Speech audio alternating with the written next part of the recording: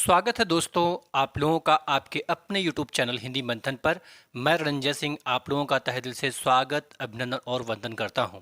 आज हम लोग हिंदी साहित्य के अंतर्गत प्रेमाख्यान काव्य के विषय में पढ़ेंगे, जिसे हम सूफी काव्य धारा के नाम से भी जानते हैं। आइए समझते हैं ये प्रेमाख्यान काव्य क्या है, इस सूफी काव्य परंपरा का सूत्रपात किस तरीके से हुआ है, इस सूफी शब्द का अपना अभिप्राय क्या है। क्योंकि इसके पहले हम लोगों ने संत काव्य परंपरा पढ़ लिया है और संत काव्य परंपरा की जो दूसरी कड़ी का नाम है उसका नाम ही है सूफी काव्य धारा। आइए देखते हैं। मैंने आपको भक्तिकाल के विषय में बताया था कि जो भक्तिकाल है, भक्तिकाल ये वास्तव में जो भक्तिकाल था ये दो काव्य खंडों में बटा हुआ, दो काल खंडों में बटा हुआ था, दो भागों में, दो हिस्सों में बटा हुआ था। जिसमें पहला जो है उसे हम कहते हैं निर्गुण भक्ति शाखा। क्या कहते हैं भैया? निर्गुण भक्ति शाखा।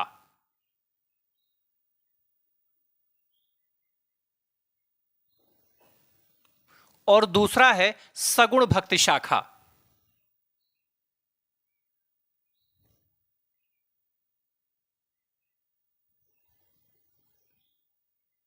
भक्ति शाखा।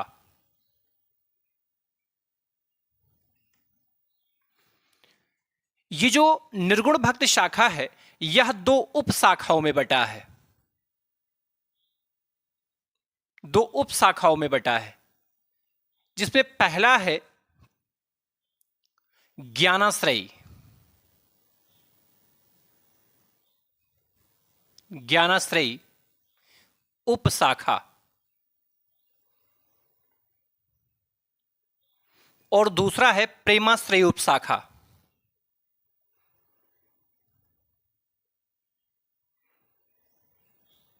उप शाखा।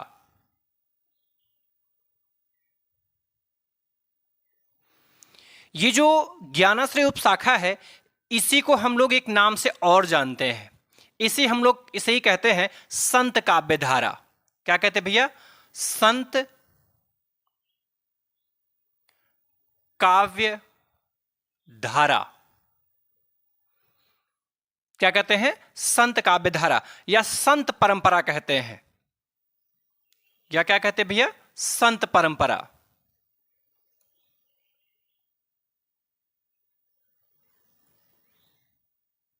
संत परंपरा। जबकि जो प्रेमाश्रयी उपशाखा है इसे हम क्या कहते हैं? सूफी काव्य धारा। क्या कहते हैं भैया? सूफी काव्य धारा। सूफी काव्य धारा। तो अभी तक की जो क्लास हुई है भक्तिकाल में, उस भक्तिकाल के अंतर्गत हम लोगों ने ज्ञानाश्रयी शाखा के विषय में खूब विस्तार से पढ़ लिया है। उसके जितने भी प्रसिद्ध प्रसिद्ध संत कवि हैं उन संत कवियों का जीवन परिचय भी पढ़ा गया। जीवन परिचय के साथ साथ हमने उसमें उनकी प्रमुख रचनाओं के विषय में भी आपसे विस्तार रूप से चर्चा की है। हालांकि जो लोग इसकी पहले वाली क्लासें नहीं देखे हैं वो उन क्लासों को देखते हुए अगर इसको समझने की कोशिश करेंगे तो शायद ये चीज़ें और बेहतर से समझ में आएंगी। और जिन लोगों ने लगातार इसको देख रखा है उनके लिए तो कोई दिक्कत ही नहीं है। आइए अब हम लोग समझते हैं इस सूफी काव्य धारा के विषय में। लेकिन सूफी काव्य धारा के विषय में समझने से पहले सबसे पहले हम लोग इस सूफी शब्द के विषय में विस्तार से समझते हैं। सूफी शब्द के विषय में अगर सूफी शब्द का आपसे अर्थ पूछा जाए तो सूफी शब्द का ही अर्थ होता है ज्ञान। क्या अर्थ होता है भैया? ज्ञान। अगर पूछा जाए ये जो सूफी शब्द है ये किस भाषा का शब्द है, तो ये अरबी भाषा का शब्द है। किस भाषा का? अरबी भाषा का।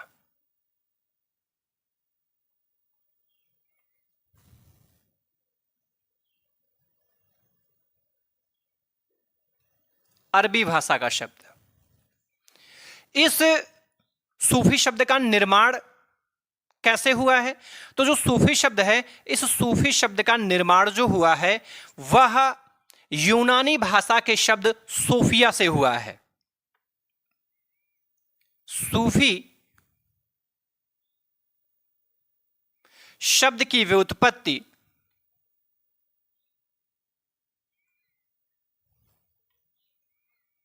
व्युत्पत्ति यूनानी भाषा के शब्द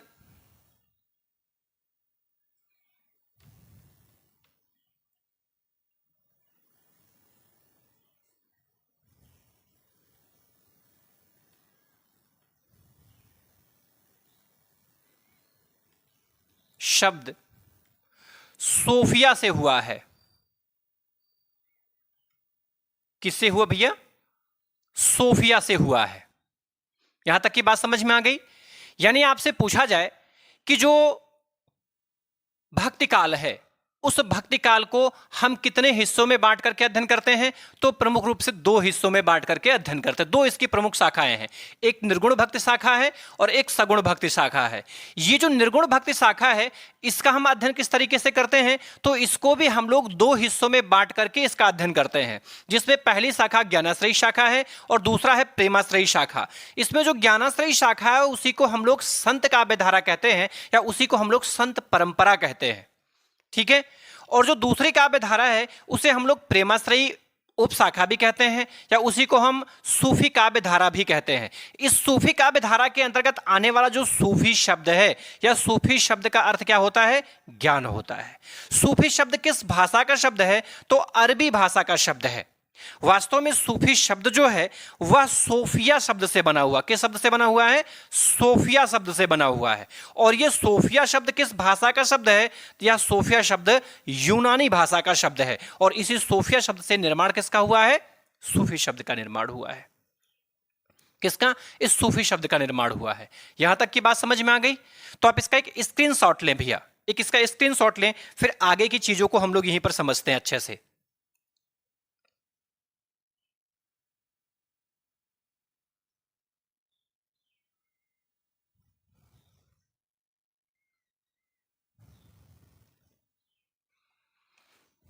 चलिए,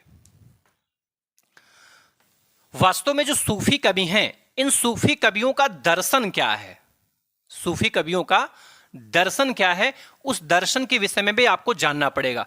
कारण यह है, यदि आप सूफी के विषय में अच्छे तरीके से अगर नहीं जान पाएंगे तो इसकी वास्तविकता को ग्रहण नहीं कर पाएंगे। ठीक है। तो ये जो सूफी लोग हैं, सूफी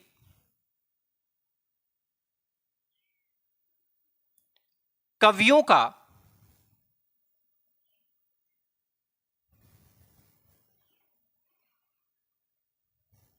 पवित्र धर्म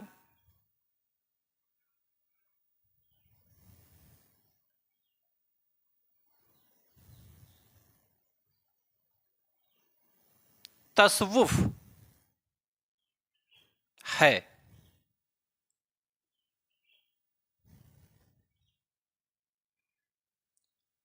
तसव्वुफ है।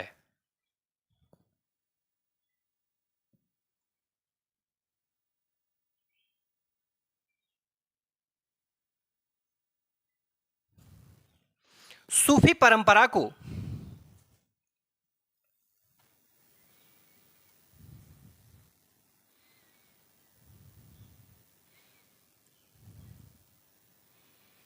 सूफी परंपरा को भारत में लाने का श्रेय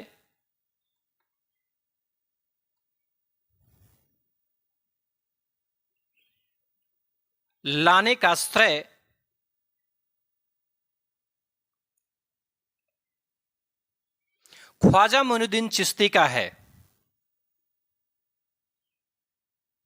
ख्वाजा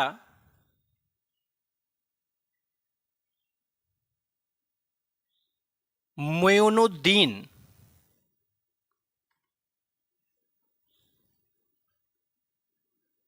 चिश्ती का है।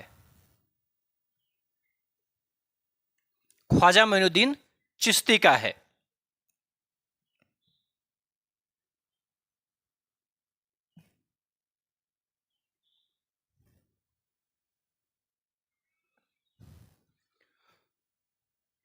इस्लाम में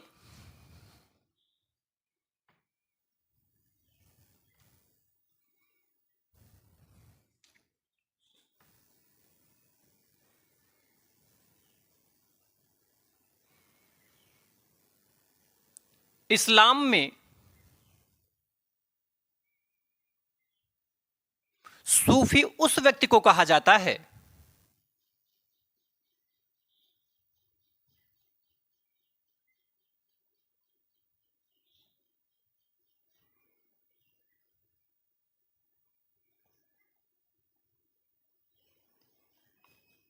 कहा जाता है जो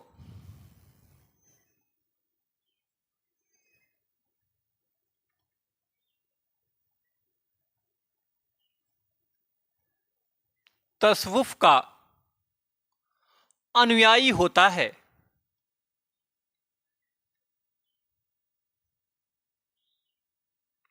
अनुयायी होता है।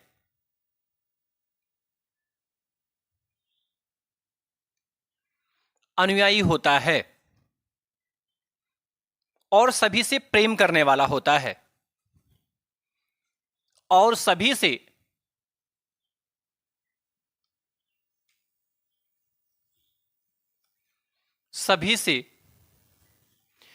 प्रेम करने वाला होता है।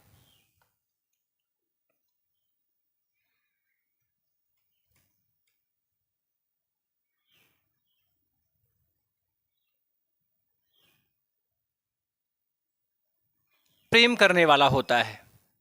यह महत्वपूर्ण बात आपको ध्यान में रखनी होगी।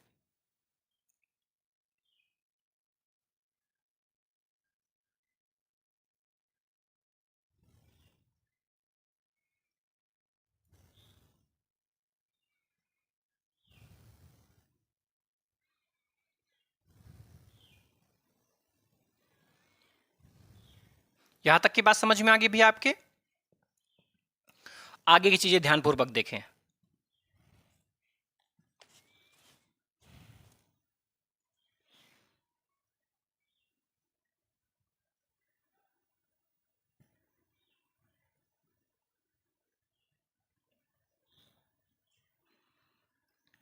इस्लाम की दो प्रमुख शाखा थी।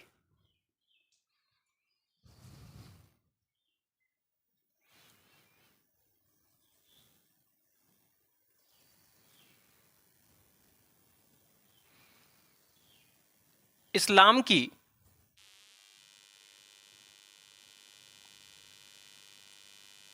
दो प्रमुख शाखा थी।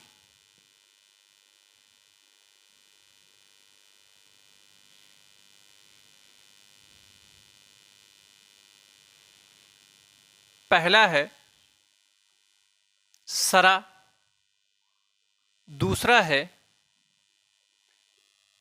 बेसरा।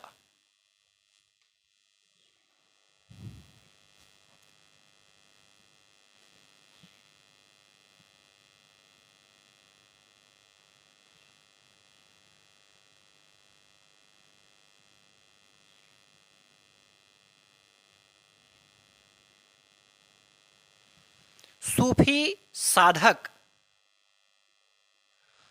मलमाती कहलाते हैं। सूफी साधक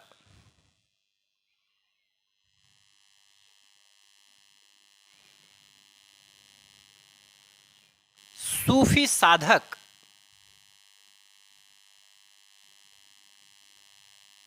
साधक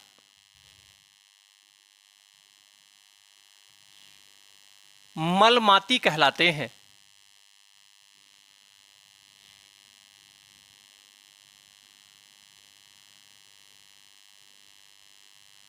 क्या कहलाते भैया? मलमाती कहलाते हैं।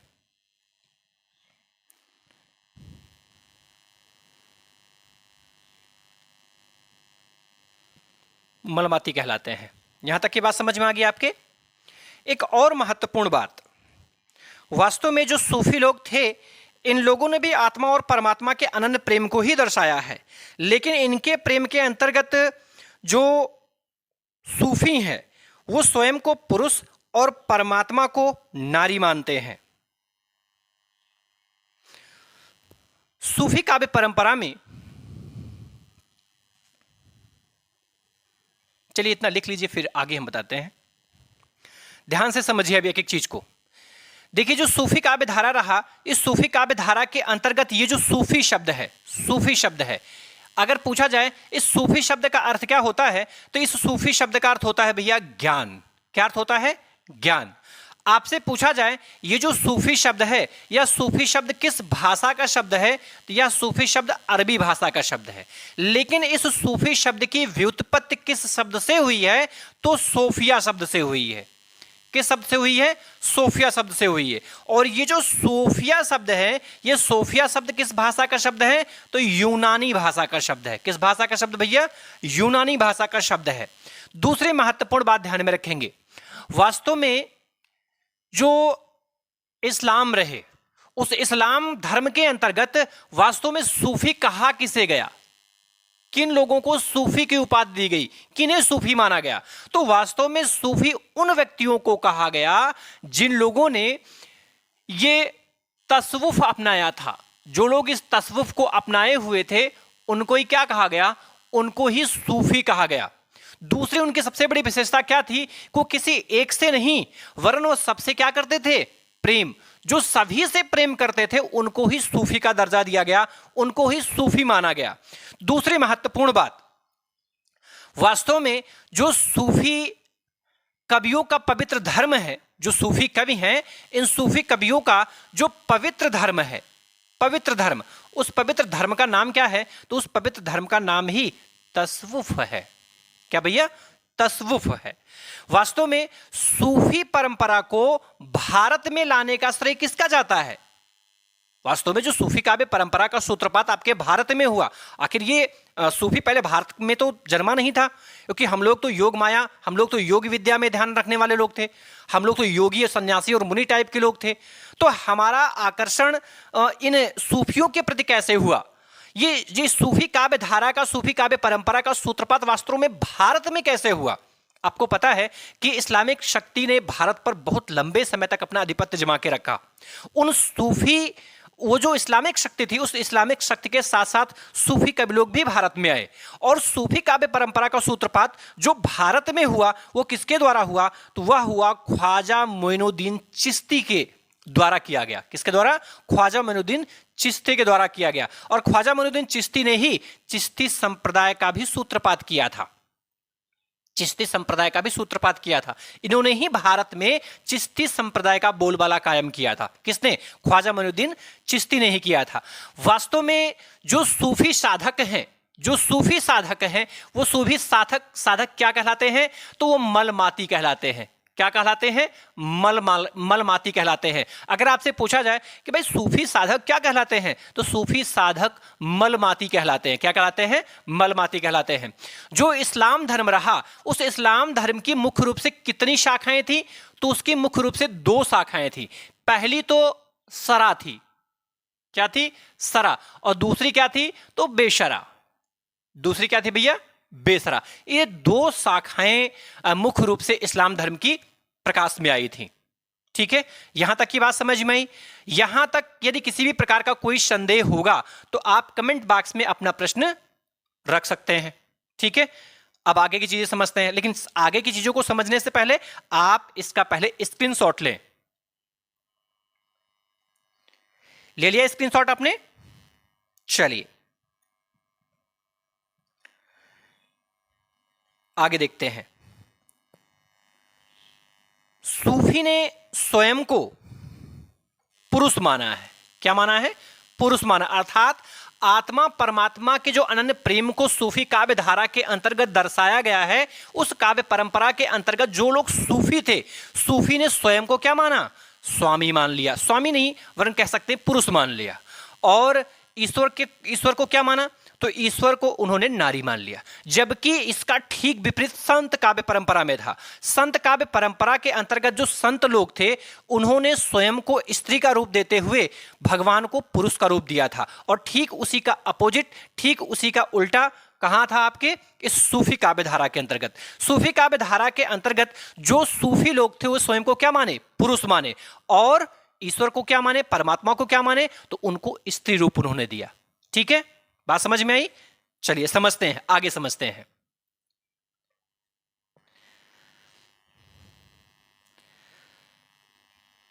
सूफियों ने स्वयं को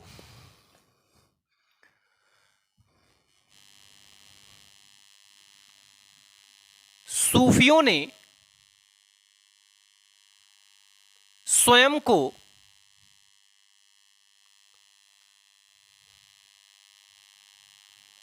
स्वयं को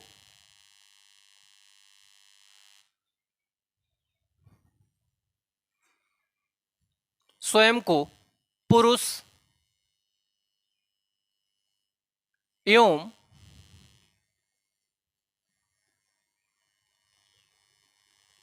परमात्मा को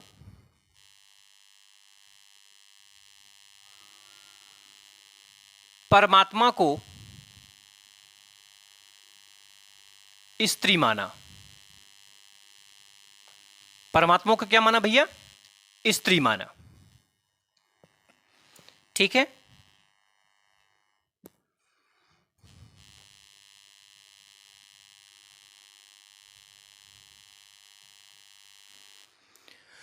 जो सूफी लोग थे, सूफियों ने स्वयं को क्या माना भैया? तो स्वयं को उन्होंने पुरुष का दर्जा दिया। किसका? पुरुष का दर्जा दिया। और जो परमात्मा थे, उन परमात्मा को उन्होंने क्या माना? तो परमात्मा को उन्होंने स्त्री रूप माना। क्या माना?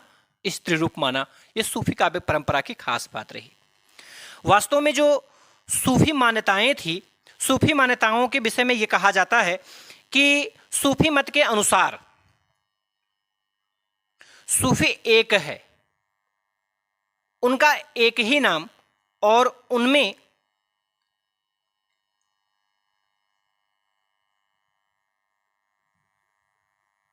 आत्मा और ईश्वर में कोई अंतर नहीं है। जो सूफी काव्य परंपरा है उसमें आत्मा और ईश्वर में कोई अंतर नहीं है। ठीक है। सूफियों के अनुसार इश्क मजाजी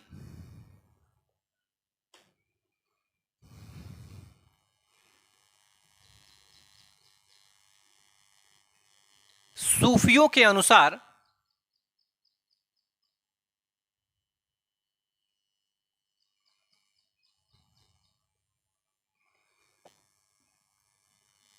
इश्क मजाजी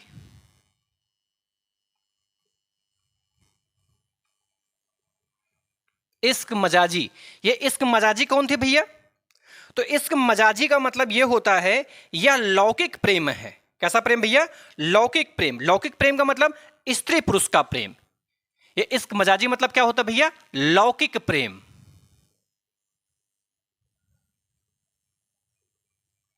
लौकिक प्रेम। और यह आपके लिए बहुत महत्वपूर्ण, पेपर में पूछा जाएगा आपसे कि सूफियों के अनुसार इश्क मजाजी का क्या अभिप्राय होता है? तो इश्क मजाजी का मतलब होता है लौकिक प्रेम। क्या भैया? लौकिक प्रेम। इस लौकिक प्रेम का अभिप्राय क्या होता है? स्त्री पुरुष प्रेम। स्त्री पुरुष प्रेम। क्या भैया? स्त्री पुरुष प्रेम। और जो दूसरे प्रेम की कैटेगरी है उसे हम कहते हैं इश्क हकीकी। क्या कहते हैं भैया? इश्क हकीकी।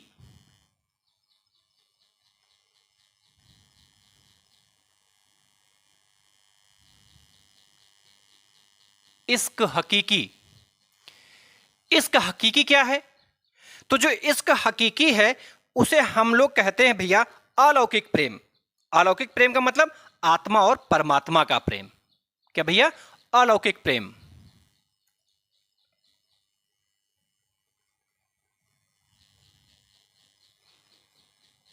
अलौकिक प्रेम। और इसे हम लोग क्या कहते हैं? तो इसे ही हम लोग आत्मा परमात्मा प्रेम कहते हैं। आत्मा